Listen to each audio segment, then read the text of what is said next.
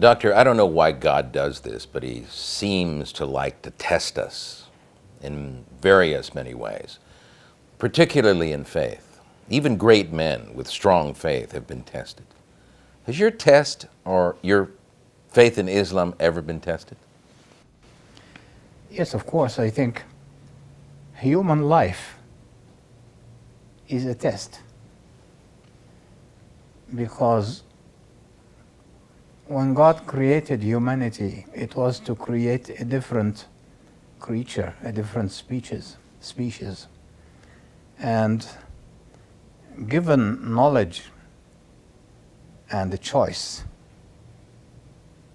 and accountability makes life a test. What about pain? How about the pain of life, the pain of living, the Yes. pain of loss? Yes. What about that? Yes. This is part of the test, and I think if all you know that you live this world and then go underground, then pain would seem purposeless and rather cruel in so many cases. How have you been tested, pain-wise? Well, perhaps the most important incident in my life is one day when I was starting a new job in Kuwait, and my wife and daughter stayed in Edinburgh for the wife to finish her PhD. And one day, finishing an operation, I was told there is a cable for me. Something in my heart said my daughter has died. The cable itself read, Amal killed accident. Amal was my daughter. She was the only one at the time. How old was she? She was 5. And my immediate response, God, I know you are looking at me. I know you are watching how I behave. I know you are testing me. I hope to pass the test. If this is what you decreed for me, I accept it. I accept it. I accept it. She has been your trust with us. She is now our trust with you. And this foreshortened the whole stages of reaction when someone is so afflicted to merely nothing. And then I knew patience is rewardable, that if I am patient, it will be for my good.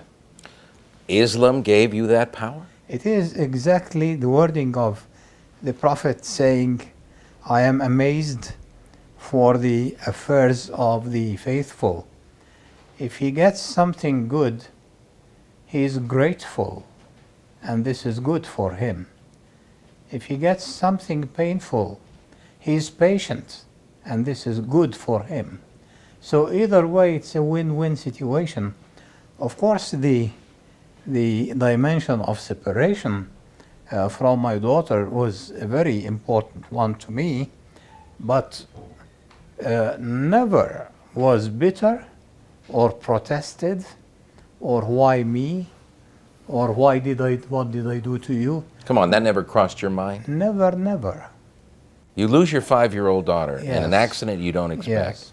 and you don't look up to the God that you've trusted and say, why me? What he accepts for me, I accept for myself very trustingly, and knowing that it is for my good, somehow. When it's time for you to leave this earth, what are you going to leave us? I'll try to leave the same thing I'm trying to take with me. And there is a teaching of the Prophet that when a human being dies, he is completely cut off from this life, except for 3 things that can go with him. The one is a perpetual charity. Mm-hmm. The second is good knowledge that can be good to good use. And the third is a progeny who are good and pray God for him.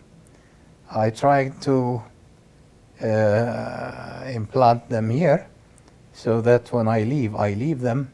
When I go, I take their blessings with me.